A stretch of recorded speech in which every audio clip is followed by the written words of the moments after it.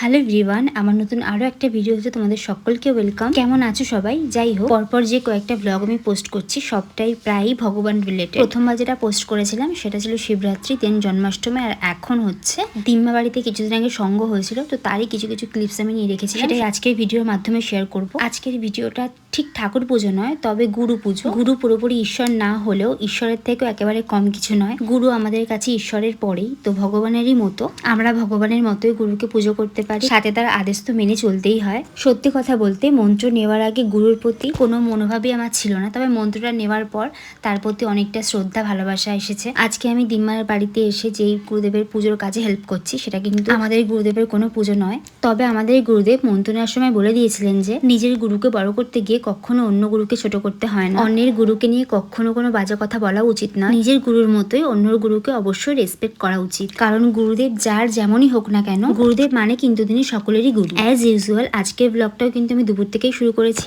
দিম্মা বাড়িতে সন্ধ্যে 6টা থেকে গুরু পুজো শুরু হবে, তাই আমি দুপুরে গিয়ে দিম্মার হাতে হাতে একটু কাজ করে দিচ্ছিলাম, যতটুকু করে দিলে দিম্মার একটুখানি হেল্প হয়ে যায় আর কি। যেহেতু আজকে দিদার বাড়িতে ভাতৃসংঘ আছে, তো ঠাকুর ঘরে গুরুদেবের আজকে যা কাজ করতে হবে সেটা দাদু আর একটা ভাই মিলে করেছে। কারণ দিম্মাদের গুরুদেবের ভাতৃসংঘতে মহিলাদের কোনো কাজ করে দিতে নেই, সবটাই দিম্মাদের গুরু ভাইরাই মিলেমিশে করে নেয়। যদিও আমি দিম্মাদের বাড়ির গুরুদেবের সবটা ঠিকভাবে বলতে পারবো না, আমি জানিও না, তবে যেটুকু দেখেছি সেটুকুনি তোমাদের সাথে শেয়ার করলাম। আমি ঠাকুরের কাজ বলতে শুধু গুরুদেবের সামনে দেওয়া বাটাটা সুন্দর করে ফল বানিয়ে সাজিয়ে দিয়েছিলাম, আর পুজো শেষে আশেপাশে সবাইকে যে প্রসাদটা দেওয়া হবে সেই ফলটা আমি আর দিম্মা মিলে বানিয়ে নিচ্ছিলাম। এবার বলি দিম্মা বাড়িতে কোন গুরুদেবের পুজো হয়। দিম্মা বাড়িতে শ্রী গুরু জয় এই গুরুদেবের পুজো হয়। তোমরা যারা আমার ভিডিওটা দেখছো তাদের মধ্যে কেউ যদি এই গুরুর দীক্ষা নিয়ে থাকো তাহলে কমেন্টে এসে শ্রী গুরু জয় লিখে দিয়ে যেও। যাই হোক, ফল টল বানানোর পর এত গরম লেগে গিয়েছিল যে একটু হাওয়া খেয়ে নিচ্ছিলাম। পুজোর জন্য মোটামুটি যতটুকু আমার করার কথা ছিল আমি সবটাই গুছিয়ে দিয়ে ভাই আর আমি কিছুক্ষণ কথাবার্তা বলে মজা করে সময় কাটাচ্ছিলাম। আর এই দেখো আমার দিম্মা। আমি আমার ভিডিওগুলোর মধ্যে সকলকে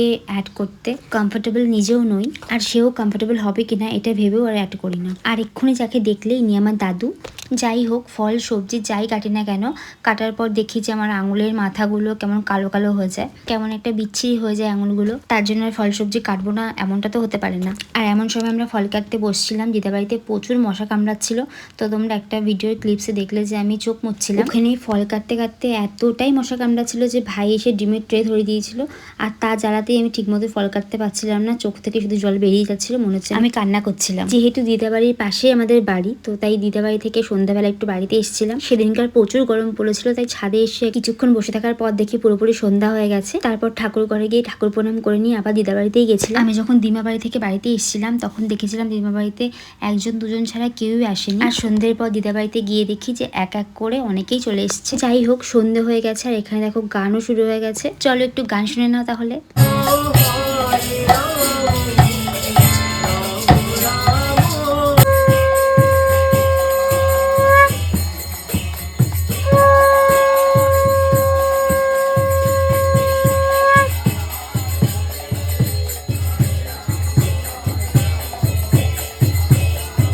গান শুনতে শুনতে দেখি 9:30 বেজে গেছে, আর গান 9টার সময় শেষ হবে। তাই দিম্মার কথায় আমি এদিকে প্রসাদগুলো গোছাতে শুরু করে দিয়েছিলাম, আর পার্সেলগুলো ভাই কিছুক্ষণ আগে এনে রেখে দিয়েছিল। প্রথমে ভাইকে ভিডিও করতে বলায় ও দেখে অন্ধকারের মধ্যে ভিডিও করছিল, কিছু দেখা যাচ্ছিল না বলে ও ঘর থেকে একটা লাইট নিয়ে এসে তারপর আমার ভিডিও করে দেয়। এখানে আমি দিম্মাদের গুরু ভাইদের যে প্রসাদগুলো দেওয়া হবে সেগুলো মোটামুটি সব গুছিয়ে ফেলেছিলাম, শুধু গুরুদেবের কাছে দেওয়ার প্রসাদটা অপেক্ষা করছিলাম। আর দেখো চলেও এসছে, তাই এটা একবারে মেখে নিচ্ছি। এটাই হচ্ছে দিম্মাদের গুরুদেবের আসল প্রসাদ। দেন আমি আমাদের প্রসাদটা নিয়ে এসে সবাই একসাথে প্রসাদটা খাচ্ছিলাম। সো ভিডিওটা এখানেই শেষ করছি। সবাই ভালো থেকো, সুস্থ থেকো, টাটা।